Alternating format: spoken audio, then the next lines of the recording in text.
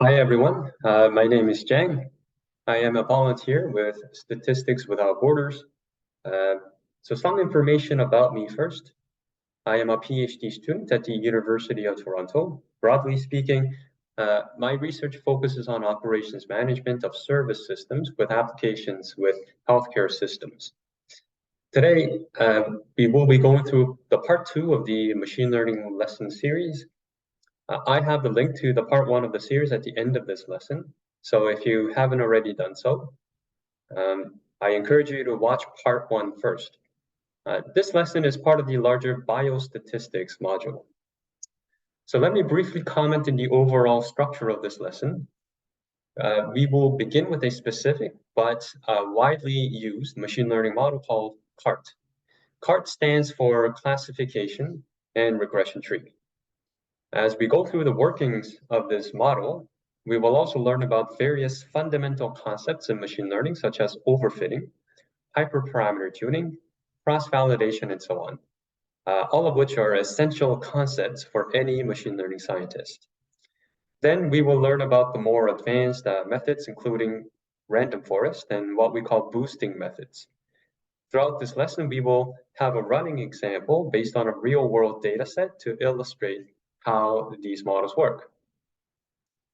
So let's dive right into CART, classification and regression tree.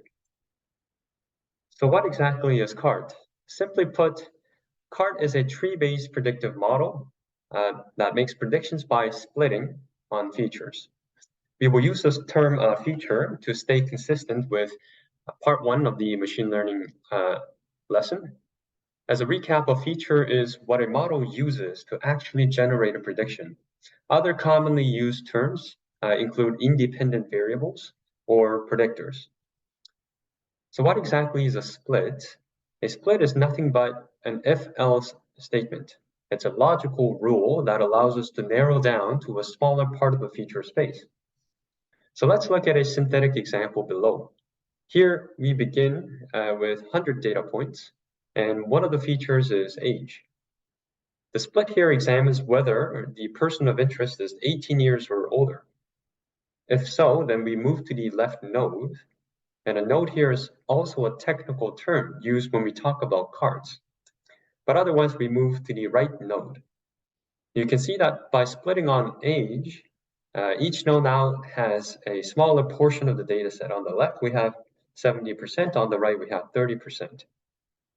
If you were to continue in this fashion, splitting on other features along the way, then we will eventually develop a bigger tree and reach what we call a leaf of the tree.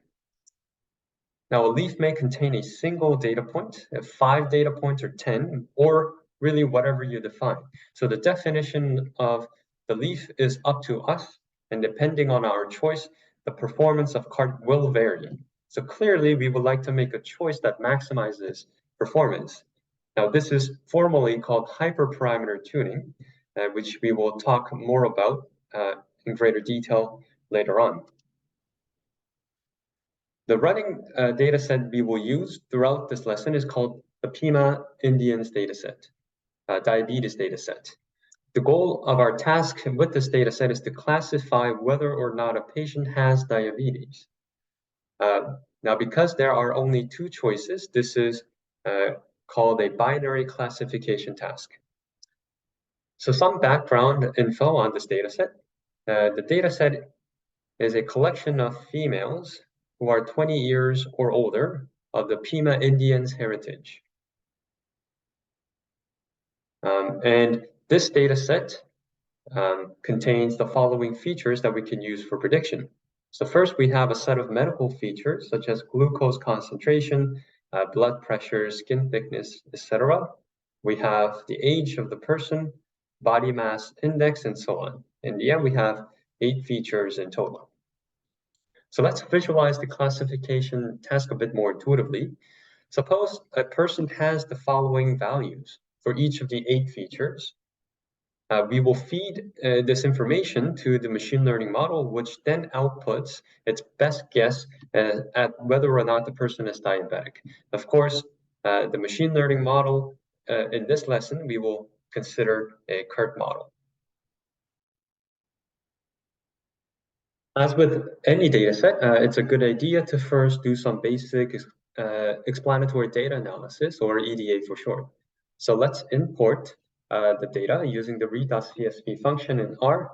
This is the first line of code. And then in the second line of code, we will give more intuitive names for our features. Now, one of the quickest ways to get a sense of the data set, including whether we have missing data or how much of the data is missing, we can run the following code, which computes various statistics about each feature. Now, the code outputs a table like this. Immediately, we can make some useful observations. First, on the left, we have the 8 features of the dataset. The first column with the title N tells us that there are 768 data points or people in this dataset. The second column with the title NA, it tells us that there are no missing data in any of the features, which is great. So this is already a clean data set, and that saves a lot of work for us. In the bottom row of this table, the variable outcome is the response variable that we will try to predict correctly. I will use the term response variable to again stay consistent with part 1 of the machine learning lesson. But as a recap, other commonly used terms include target variable or dependent variable. Now, looking across the bottom row, we notice that the mean is 0.35. Now, because outcome is a binary variable, the mean in fact tells us the percentage of the data points that is of class 1, meaning the percentage of the people in our data set who are diabetic. Class 0 means non-diabetic. If the mean were 0.5 exactly, this suggests that the data set is perfectly balanced, and because there is a one-to-one ratio between the two classes. Our data set isn't too bad in terms of the balance, but still we can see that there is a slight imbalance in favor of class 0. Now let's look at the correlation between each of the 8 features and the response variable. From this bar plot, we note that glucose concentration is the most correlated feature with the response variable with a value of 0.54. In other words, higher glucose levels somehow seem to be correlated with the likelihood of having diabetes. Now, this is a quick and dirty way to get a sense of which features might be more important in our classification task. But we have to be careful. Correlation is not always an effective way to gauge variable importance, but in some cases it can be. Such a case is when there is a strong linear relationship between the features and the response variable. But if there is a strong nonlinear relationship, then this data analysis could potentially be misleading. Now let's try to fit a cart model. Here is the code that partitions the original dataset into the training and testing datasets. Note that although the function that does this is called the initial split, the term split here has nothing to do with splitting in the context of carts. So just clear that potential misunderstanding right away. The argument prop in the function initial split determines how large the training set is going to be. Here we want to keep 80% of the dataset for training, and the other 20% for testing. Now in R, the cart model can be trained using the rpart function. The syntax here dictates that outcome is to be used as the response variable and all the rest as features. Using the method argument in the rpart function, we specified that this is a classification task. Now the rpart function will recognize automatically based on the fact that there are only 2 unique values in outcome that we want binary classification. In the last line, we use the plot function to visualize the fitted cart model. So this is our cart model trained on the Pima Indians diabetes dataset. In the very beginning, we split on the variable or the feature glucose and divide the feature space into glucose smaller than 128 and glucose larger than or equal to 128. Now you will notice that each node has 3 numbers. From the top to the bottom, the first number is the predicted class within that node. For example, based only on glucose being 128 or higher, our model prediction would be 1, meaning diabetic. The second number in the node is the predicted probability of having diabetes. Since the probability is only 0.59 in this node, we can tell that our model is not very strong at this point yet. And finally, the third number is the percentage of the data points at this node. When we continue until the end, we reach the leaves of the tree. The final prediction can then be made by placing a threshold on the probability. The default threshold is 0.5. This implies that if the predicted probability is greater than 0.5, then all the data points within that node will be predicted as class 1. Technically, this threshold can be a modeler's choice too, but in this lesson, we will not touch this hyperparameter for simplicity. One of the advantages of a CART model is its ability to keep track of how influential each feature was in classification. We call this variable importance. There's a useful function in R that can generate the variable importance plot for us, which is what we are seeing on this slide. The intuition behind variable importance in the context of CART is how much splitting on a given feature improves the resulting node's impurity, which is then weighed by the percentage of the observations in that node. If the feature allowed us to create nodes which are pure, i.e. it allowed us to cleanly separate class 1 from class 0 individuals, then that feature is considered important. Now, different measures of impurity can impact the ranking of the variable importances, and we will talk more about these measures on a later slide.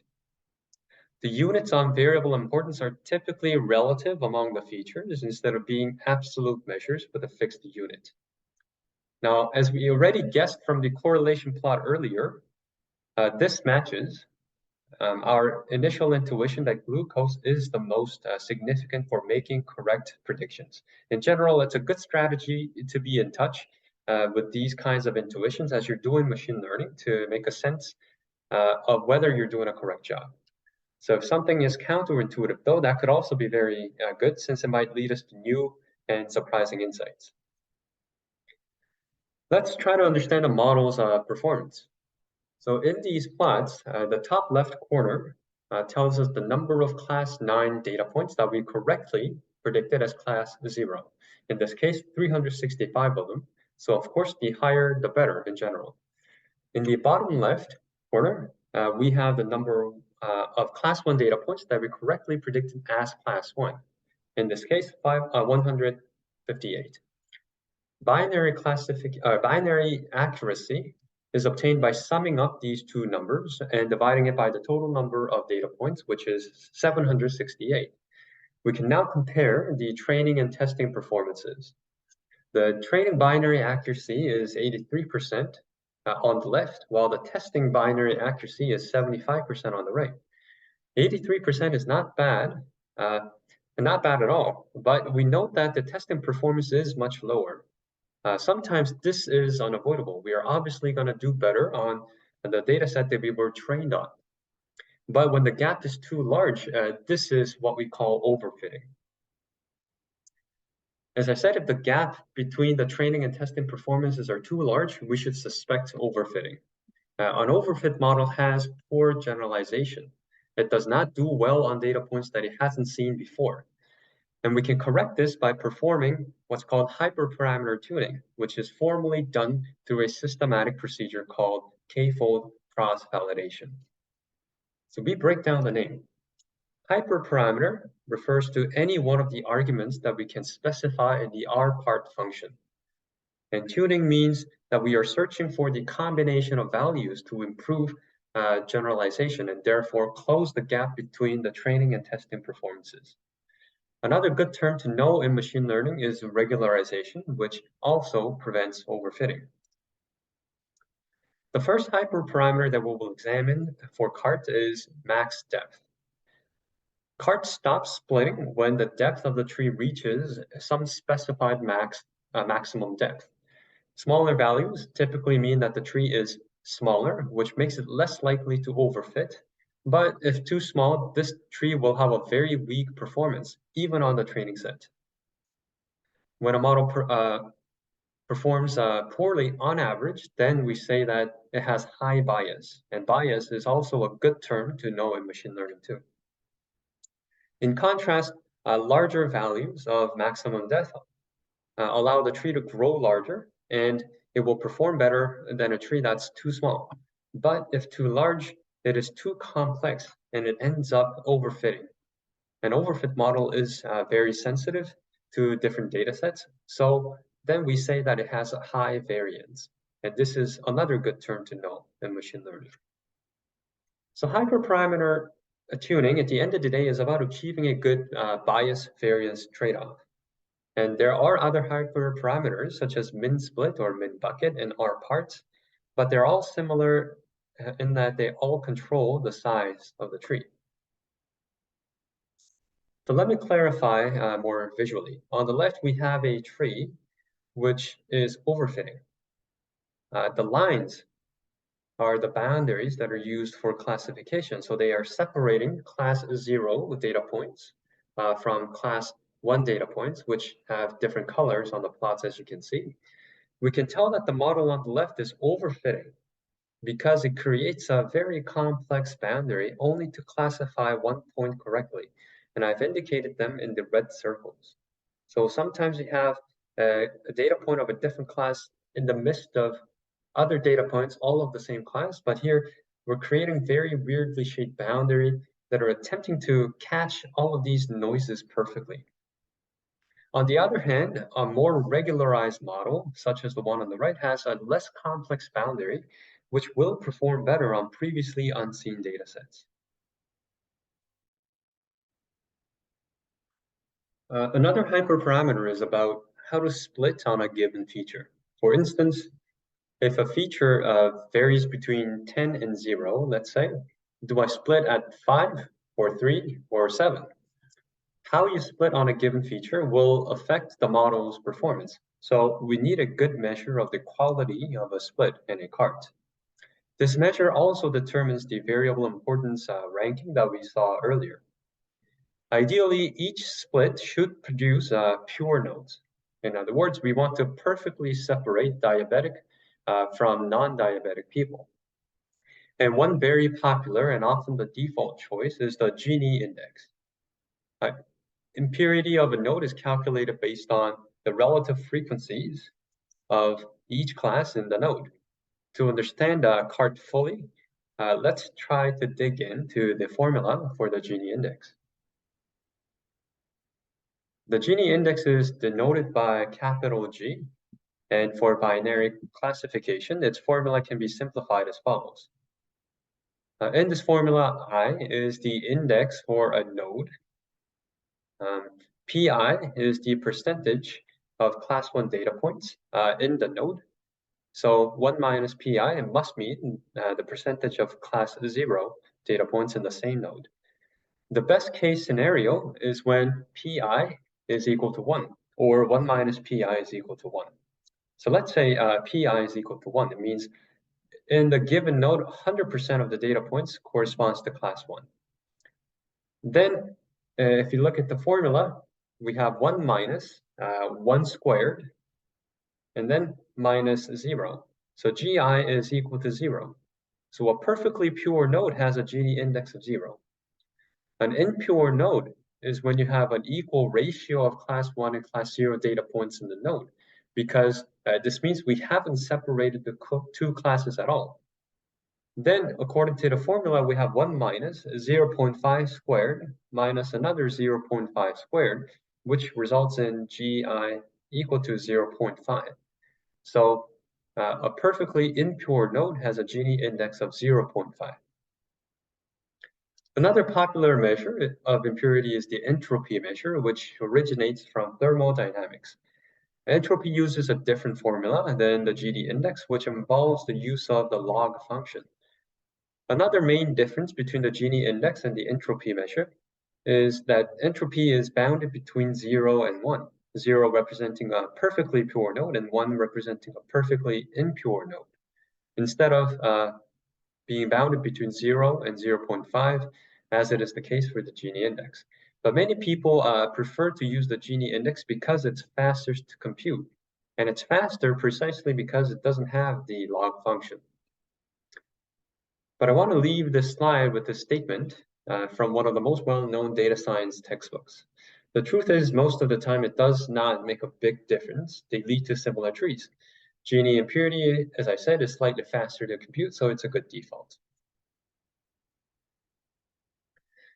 Before we talk about cross-validation, I want to first address the issue of class imbalance.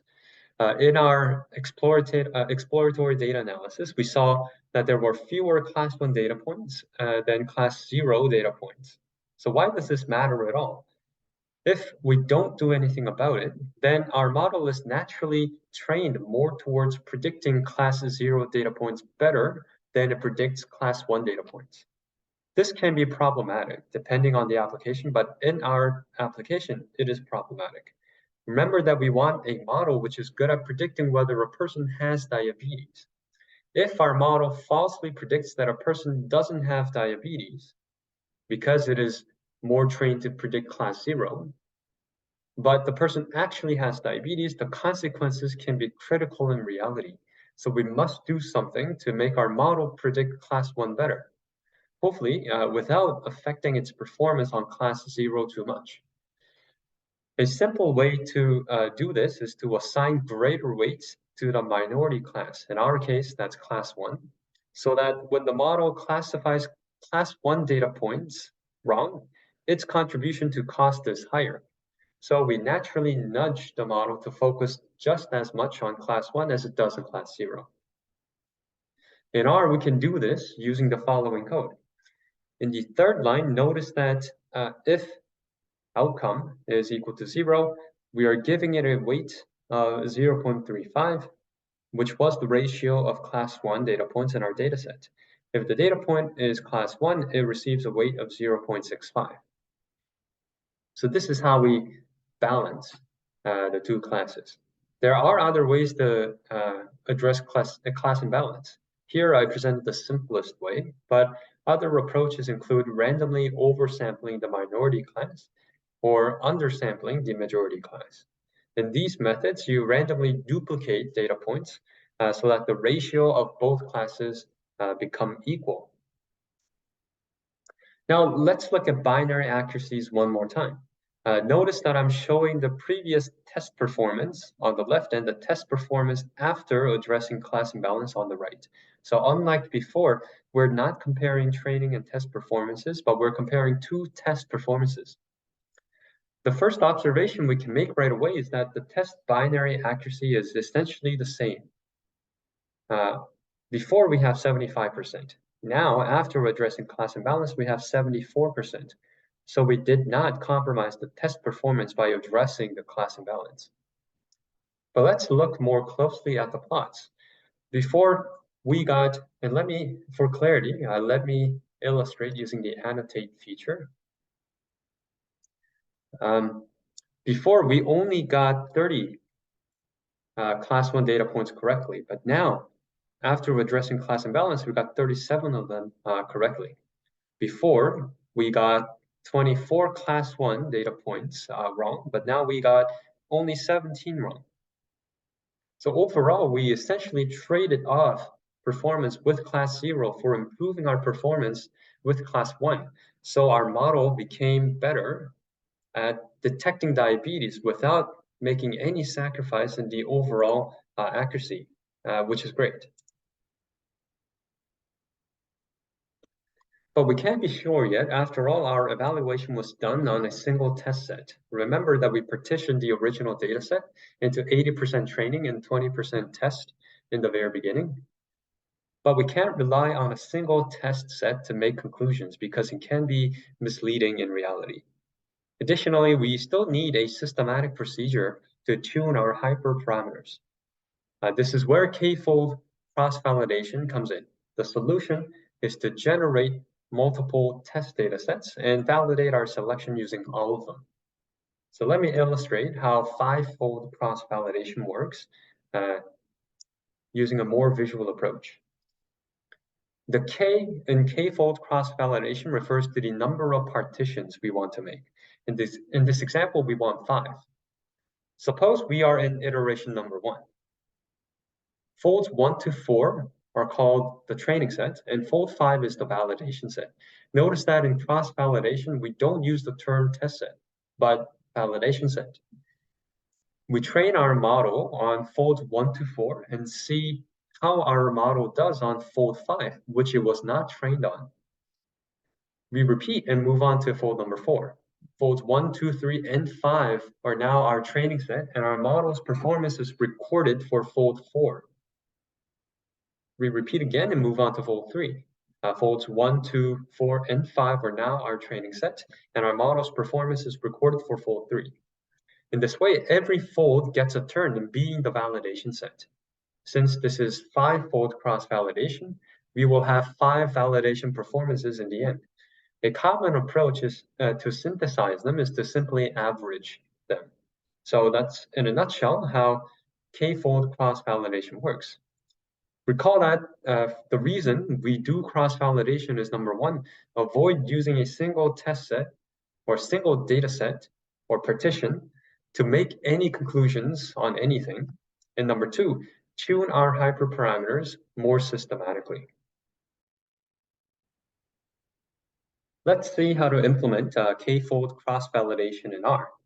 For your reference, I have pasted my code on this slide. Note that in this code, we are implementing 10-fold cross-validation. Let's tune the hyperparameter max depth that we talked about before. Remember that max depth controls the maximum depth of the tree. A common approach to find the best value of max depth is to try a bunch of values in order and choose the value corresponding to the best cross-validation performance. This is called grid search, which I also indicated in the code. After running this code, we obtain a line plot as shown. We tried values of max depth from 1 to 10, which is indicated on the x-axis. On the y-axis, we are showing binary accuracies. Accuracy here is the average accuracy from doing 10-fold cross-validation at each value of max depth. The best value of max depth appears to be 5, at which we achieve an average accuracy of 73%. Max depth of 6 also appears to be a good choice. On the left and right of 5, the accuracies are worse. On the region on the left, so that's from 1 to 4, are worse because of underfitting. Here the tree is too small or not complex enough to do well. On the region on the right, from 7 to 10, they are worse because of overfitting. Here, our cart is too complex and it ends up fitting noises. And because it fits noises, it does not perform well on the validation sets in cross-validation. The best value of a hyperparameter, it generally depends on the values of other hyperparameters that we're tuning. And that's why we use grid search to enumerate all possible combinations. So if you're tuning a lot of different hyperparameters at the same time, then this whole grid search process can become quite time-consuming. So far, we focused on classification using carts. But as the name suggests, they can do regression too, by predicting continuous values. In regression trees, the final predictions are typically made by averaging the values of all data points at a leaf. So here's one example. On the left, we set the max depth to 2, and the red lines are the final predictions. So how do we read this plot? Pretend that on the x-axis, x1 is our feature, and y is our response variable. If x1 is between 0.2 and 0.8, so that's the region here, its prediction is 0.1, because that's the average value of all the points within this region. If we increase max depth to 3, which is on the right, we do slightly better because we split x1 into more regions. So it became more complex, but it's not yet complex, too complex. Similar to classification, we can still overfit. So try a very large valley for max depth. Then we have too many regions, and the predictions are kind of wacky and highly variable, as you see here. This model is not going to do well on previously unseen data sets. Now, linear regression, as you may have heard or learned about already, is a classical method for predicting continuous values. And for me, when I have a new problem, then it is often the first choice, the default choice that I try. So I just want to comment on how regression trees are different from linear regression. Essentially, a decision tree computes the sample mean of the observations or data points at each leaf, while linear regression estimates a linear function in each leaf. So that's why regression trees produce a function that's kind of the piecewise constant function that we saw on the plots earlier. Another difference between them is that if a linear relationship between features and the response variable is incorrect, then a regression tree may ultimately perform better. So why should you consider using CART for a given problem? CARTs can capture, first and foremost, nonlinear relationships. So they're quite flexible. They can detect important features and generate this really intuitive variable importance plot. And they can work for both regression and classification. And while the example I gave with the Pima Indians diabetes data set is binary classification, CARTs can definitely work with more than two classes. Additionally, CARTs are easily interpretable by non-experts. And this is often the strongest arguments that proponents of CARTs often use because they're easily understandable by a broader audience, not just data science experts. And finally, CARTs are easy to implement. The next natural question is, why should we stop at one tree? Here, our argument is that the opinion of 1,000 people, for example, is often better than that of a single person. This is also known as the wisdom of the crowd. But if we have many trees, then how do we collect them and generate a single prediction? We typically aggregate the predictions into a single prediction using some approach. And this is known as the ensemble method. And that's going to be our next topic. In the second half of this lesson, we will focus on ensemble methods, which are powerful and flexible tools to improve model performance. Imagine that you have multiple models which have been trained to classify whether or not a person is diabetic. For clarity, we will call each of these models as a classifier. Aggregating predictions from these classifiers is formally called ensemble learning, where the word ensemble simply means a group or a collection of classifiers. And ensemble methods are algorithms for ensemble learning. The most well-known ones are bagging and boosting, but this is not a comprehensive list by any means. There are other ensemble methods, for example, stacking you might read about in data science textbooks. But in the remainder of this lesson, we will learn more about these two methods in more detail. For ensemble learning, we first need a diverse set of independent classifiers. I will explain more about independence shortly, but bagging is one way to construct this diverse set. So why is it called bagging? Bagging is, in fact, a short form for bootstrap aggregating. And the core idea behind bagging is that each classifier is trained on random subsets of the same training set. And randomness is the core concept. This means that two different classifiers could potentially be trained on very different data points, despite originating from the same data set. This randomness is a key part of bagging because it establishes independence among classifiers. More precisely, because classifiers have been trained on different data points, they're not as related as when they are trained on the same data points. So let's break down the name. Bootstrap means random sampling with replacement. Every time you randomly pick a data point from the original training set, pretend that we place it back. So there is a chance that next time we might pick it again. So this allows for duplicate observations in your sample. Secondly, aggregating means that predictions from all classifiers are going to be combined in some way. And classification, this is typically done through majority voting, but there can be other strategies. For regression tasks where we predict continuous values, this is typically done through averaging. So let me illustrate the whole process or the whole concept of bagging more visually. Imagine that we randomly sample from the original training set to construct a second data set with the same size, so 14 points. A bootstrap sample, strictly speaking, does not need to be the same size as the original training set, but here I have assumed so. So after sampling, we could get something like this. I colored 1 and 2 in different colors, so we can emphasize the fact that duplicate data points in a random sample is possible. In bagging, there's one classifier that's going to be trained on random sample 1, not the original training set. And we can repeat this for as many classifiers as we want. So we have X random samples, for example. So why is independence important? If we don't have independence, then all classifiers may essentially be the same. For example, let's say you have 100 cards.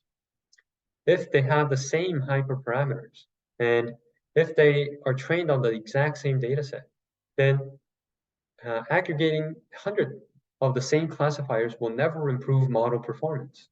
And the whole idea behind bagging is to take a bunch of different classifiers. Some will be better than others, but use all of them in such a way that the final model ultimately performs better than any one of them alone. More mathematically, generating a final prediction from multiple models is a way to reduce the variance. So remember from before, we talked about this bias variance trade-off. For example, in CART, when we talked about the hyperparameter max depth, when max depth was too small, then the model could be highly biased because it's too simple. If it is too large, then the model is too complex and it's highly variable. To maximize model performance, it's important to reduce both bias and variance. But because there's a trade-off, sometimes it's only possible to reduce one or the other. And bagging does this by primarily reducing the variance. I also mentioned earlier about majority voting. So here is an illustration of that. Imagine that a new instance is a new person who may or may not be diabetic. We have 4 classifiers in total. All of them can be carts, but they can also be completely different models. One could be, say, logistic regression. Another can be a cart. Another can be k nearest neighbors, and so on. Here, 3 of the 4 classifiers are saying diabetic by predicting class 1, but the other says non-diabetic. Since the majority is diabetic, the final prediction says that the person is diabetic. If there are ties, we can use some kind of a tie-breaking rule. There are many strategies, but the simplest one is to just randomly select one because there is no clear majority. Personally, when I do ensemble learning, I make sure I have an odd number of classifiers, so I will never encounter a tie. Now we will talk about random forest. Random forest is a special case of bagging where all classifiers are carts. And that's precisely why the model is called random forest. It is a collection of trees. So let's see how random forest works more visually. We have a set of n carts that forms this forest. In random forest, all carts will share the same hyperparameters, and it is not typical to be tuning the hyperparameters of each cart individually. As we discussed earlier, each cart gets a different random sample of the original training set, which is done through bootstrapping. Then each card will generate its own prediction of whether or not the individual is diabetic. And in the final step, we get the majority opinion from the n cards. In practice, though, there is another source of randomness in random forest. In addition to constructing the random samples of the training set, we could construct random subsets of the features. Remember that our goal in bagging is to generate a diverse set of independent classifiers. So generating a random subset of features is another way to achieve precisely that. So here's a quick visualization of how to randomly select features. In our example, the 8 features have an equal probability of being picked. The first random feature set could look like this, containing glucose, age, BMI, and skin thickness. Unlike bootstrapping, we typically don't sample features with replacement because once a feature is split on, a cart won't use that again. So you can choose to sample any percentage of the 8 features. In this example, we are randomly sampling 50% of the features, so 4 features. And this is indeed one of the hyperparameters of random forest that you could be tuning to. It could be 60%, for example, 70%. It is not clear beforehand what percentage will lead to the best model performance. So let's continue with our example of Pima Indians diabetes dataset and train a random forest. Our primary interest here now is in comparing the performance of a random forest with a single cart. To train a random forest, we must first know what our hyperparameters are. Max depth, for example, is still a hyperparameter here, controlling the size of each cart within the forest. Another hyperparameter is n tree, which represents the number of trees in the random forest. For simplicity, we will conduct a grid search over these 2 hyperparameters using tenfold cross-validation. Remember that grid search is a process that enumerates all possible combinations of the 2 hyperparameters that we selected. Same as before, we will evaluate max depth from 1 to 10, as you can see on the screen. And for entry, we will try 8 values from 10 tree to a total of 500 trees. So combined, this means that our grid search process will have 80 combinations to try. And for each given combination, we are performing 10 cross-validation or tenfold cross-validation. Technically, there are a few other hyperparameters that we could be tuning at the same time as these 2. One example that I also spoke about previously is m-try, which is the fraction of features to keep in each randomly selected feature set. For simplicity, I will assume 8. So this in fact implies that we are not randomly selecting features, but we keep on using all 8 of them. The reason I do this in this Pima Indians diabetes dataset is because this is a small dataset. For a large dataset that has hundreds of features, for example, then random sampling may be more appropriate. The main message that becomes clear at this point is that a random forest is definitely much more computationally costly to train than a single cart. But as long as you can afford the time, this should be okay. So this is the code I wrote in R to implement tenfold cross-validation and a grid search for a random forest model. I will explain the most important lines here rather than going through everything. The first is the second line. The second line is setting what's called the seed in our implementation. This controls randomness in our code. And the randomness is found in cross-validation, for example, when we randomly partition the dataset into folds. And in the case of random forest, the randomness is also found in generating the samples of the training set in bootstrapping. Now, by setting a specific number here, we make sure that we can replicate the same results every time we run this code. This is particularly important for us because we want to compare a single card with a random forest in a fair way. If the folds used in cross-validation, for example, are different between the card and our random forest, then we can't be sure if the improvements truly came from the random forest. The next line is the line of code that iterates over each value of the max depth. And this line is iterating or going over each value of the number of trees. So this nested for loops is our grid search process. Because we have two hyperparameters, it's easiest to report performance in a heat map, as shown on the slide. We are interested, as I said, in which particular combination of max depth and number of trees led to the best tenfold cross-validation performance. It turns out that we are using a maximum depth of 10 and 500 trees, resulting in an average binary accuracy of 78%. This is a 5% improvement compared to a single cart. Now, considering how little data processing and engineering we did to get here, this is pretty good achievement. At this point, we should make an observation that the optimal value of max depth we found in random forest is 10.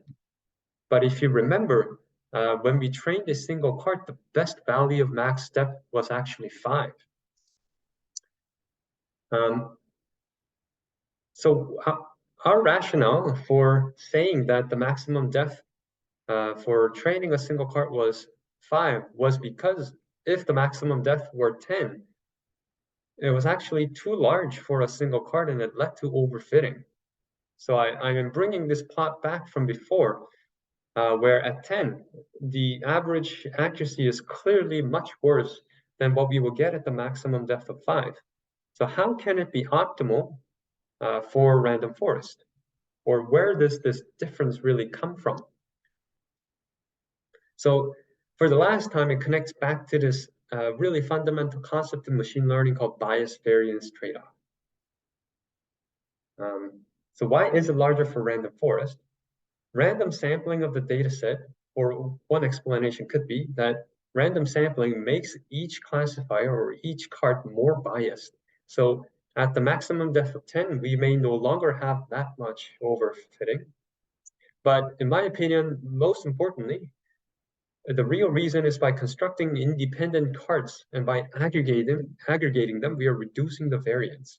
So even if individual carts within random forest may still be overfitting, leading to high variance, random forest got rid of it through aggregating. And this is really demonstrating the power of bagging. We now turn our attention to boosting. What ensemble methods share in common is that they construct a diverse set of classifiers. Bagging did this by bootstrapping, so let's see how boosting does it. Boosting, like bagging, combines relatively weak classifiers into a single, stronger classifier. So the two methods share this general trait in common. But boosting adds and trains classifiers sequentially, correcting the mistakes of the predecessor at each step. And the sequential nature is the primary difference between bagging and boosting. Within boosting, there are different implementations. In particular, we will look at the two most popular implementations. One, Ada Boost, which stands for adaptive boosting, and the other is gradient boosting. So let me first describe how Ada Boost works. First, we train a base classifier, for example, a cart model, and assess its performance. Second, we identify the data points that the first classifier underfitted or didn't do so well on. Third, we train the next classifier by assigning greater weights to those data points. And we go back and repeat this procedure from step 1. So clearly, Ada Boost is a sequential process. An exact calculation of the weights can be found in many textbooks. For example, in the one that I will cite at the end of this lesson, but I omitted this mathematical detail for simplicity. Now, for clarity, let's look at how it works more visually. In the first step, we fit a cart model. And these blue points, imagine that they are the original data points. Suppose that the red line is our first classifier, or in this case, I guess it's a regressor because we seem to be predicting continuous values. We identify the point, which I circled in orange, as a poorly predicted observation. Then we go to the second step, and we assign a greater weight to that point.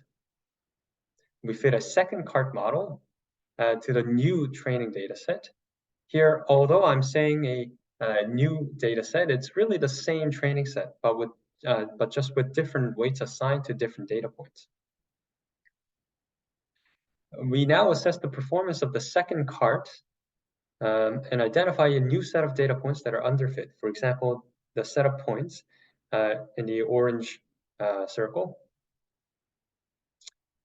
And then we go to the third step. We reassign the weights to the underfitted data points.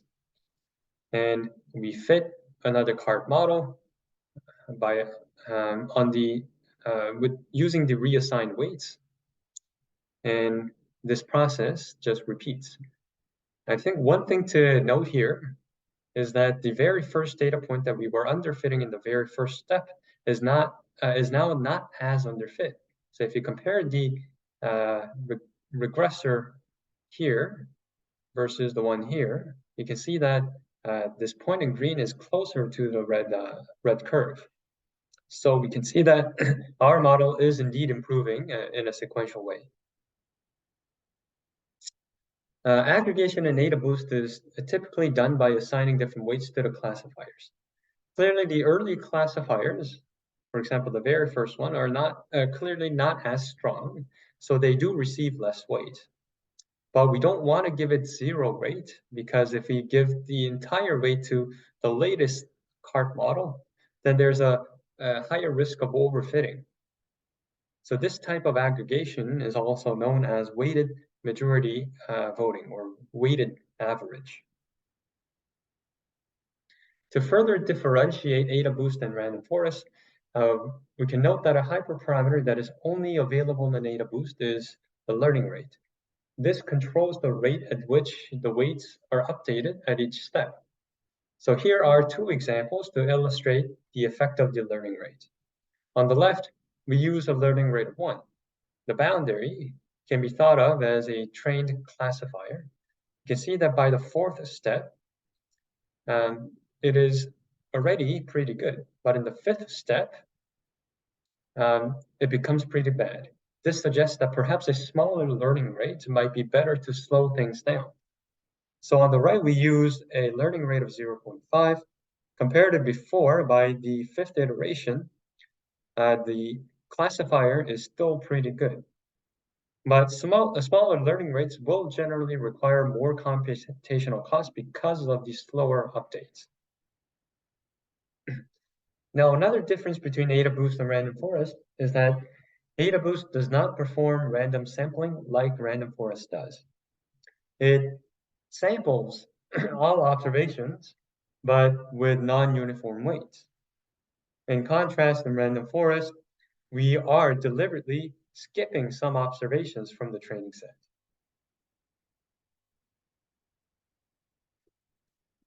Now, AdaBoost may start with a weak classifier than what would be used in Random Forest. For example, the base classifier in the first step may be a decision stump in AdaBoost. And by decision stump, we mean a CART model with max depth equal to 1. So it is indeed a very, very simple model, but that's typically the starting point in AdaBoost. The fourth difference is that with AdaBoost, we need to be careful with outliers and noisy/irrelevant features. Random forest tends to be more robust to them because it is built on random samples of observations and features. So a lot of the random samples, for example, might not even have these outliers, or might not even be using some of these noisy or irrelevant features. And finally, random forest is generally more scalable because individual classifiers can be trained in parallel. On the contrary, AdaBoost, as you saw, it is a sequential learning process, and many computations, or all computations within it, can't be done in parallel. And now we turn to gradient boosting, another popular boosting method within ensemble methods. The primary difference between gradient boosting and AdaBoost is that gradient boosting trains a new classifier on the residual errors of the predecessor rather than on the original observations with adjusted weights. So here's how gradient boosting works. Imagine a regression problem with a single feature, x1, on the x-axis, and think of the function h as the classifier or regressor in this case itself. When we only have one classifier, of course, the ensemble predictions are exactly the same as the predictions from the first classifier. Next, we can calculate the error of the first classifier. To produce the plot you see on the left, what we're doing essentially is to calculate the distance between the first classifier and the data points themselves. For example, we compare how far each and every one of the data points are to the green line. So this is the procedure for calculating the residual errors. Next, we fit another classifier on the residual errors directly, which is the function h2. Finally, the ensemble predictions are generated simply by adding the first two regressors' predictions. I realize that I have been saying classifier, but these illustrations are given for a regression problem where we predict continuous values. So it's correct to say regressor, not classifier in this example. So by adding the predictions generated from these two regressors, we obtain the ensemble predictions.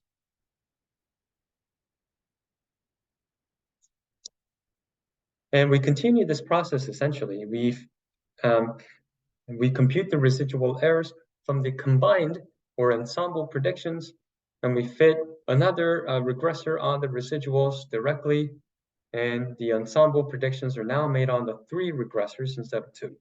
And we continue in this manner. Similar to ADA boost, gradient boosting also has a learning rate parameter that can control the rate at which we learn from the residual errors. Or in an equivalent way to say that is, it controls the contribution of each classifier or each regressor. The intuition about the impact of the learning rate is quite similar to the role of the learning rate in ADA boost. Smaller learning rate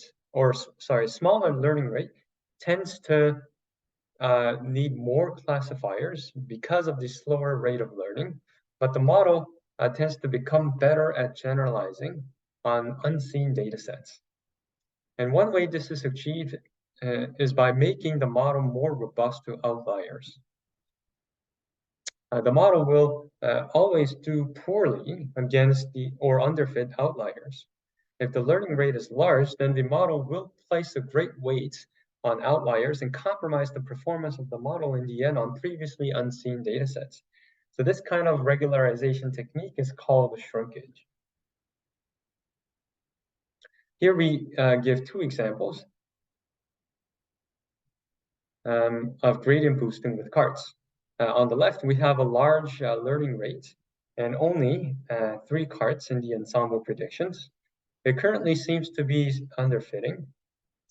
On the right, we have a much smaller learning rate. So we generally need a lot of carts to perform well. So here we have 200 carts trained sequentially. In this case, I would maybe argue that we are slightly overfitting to the data set. In the end, how ADA boost and gradient boosting are different can be explained as follows.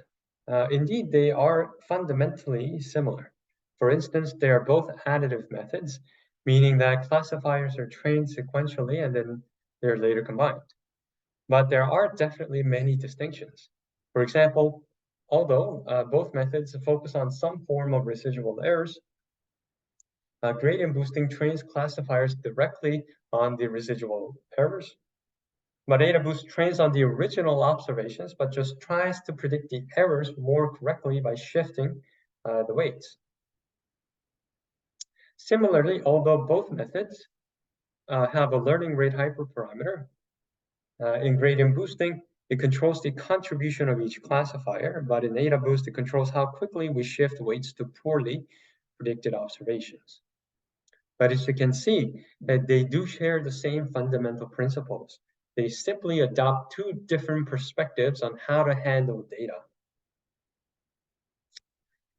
So given these two methods, how would you choose between the two boosting methods? I would focus on this main difference on the slide. Generally speaking, gradient boosting is more flexible. Gradient boosting can train multiple classifiers at each stage. AdaBoost, on the contrary, or at least its vanilla version, typically uses a single type of classifier, for example, the decision stump at each stage or step. In gradient boosting, it is common to randomly subsample the training set. And this is known as the stochastic gradient boosting, which introduces bias to each classifier, but the predictions may ultimately generalize better in the end. In contrast, in AdaBoost, random subsampling is typically not done. So in short, AdaBoost is typically simpler and faster to train. So there are advantages associated with that. Gradient boosting tends to be more complex and computationally intensive. Now today, there are many variants of AdaBoost. So it's good to explore the literature on what state-of-the-art methods exist. So we've gone over many concepts throughout this lesson. So I'd like to end this lesson with a quick summary of the key things that we learned. Number one, parts can be powerful and particularly advantageous because of their interpretability. Second, concepts such as overfitting, hyperparameter tuning, regularization, bias variance trade-off, and cross-validation were introduced. And as I said a couple of times, these are fundamental concepts in machine learning, so it is essential to remember them. Thirdly, ensemble methods are more complex, powerful frameworks, but less interpretable, which are based on training many typically weak classifiers. And a common choice for these classifiers is a cart. Fourthly, the two most popular methods were introduced in this lesson, bagging and boosting. For bagging, we introduced a particular model called random forest. And for boosting, we introduced two specific methods called AdaBoost and gradient boosting.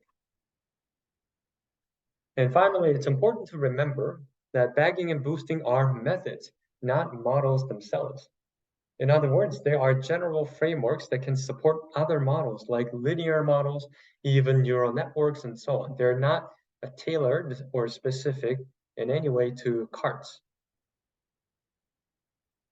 So that concludes the lesson. I hope that this was a useful introduction to carts, random forest, and boosting methods. And I hope that this encourages to learn more from textbooks and other literature from now on. Lastly, I leave this slide to give you two good references for further reading. I have used many figures from the first textbook in this lesson. As for the second reference, I have personally read and learned from it a lot. The main difference is that the second book is a bit more mathematical compared to the first. So if you have if your preference is to maybe get into the more mathy stuff, then that'll be the right reference for you. And as promised, this is the link to the Machine Learning Part 1 lesson. And that is it. Thanks again.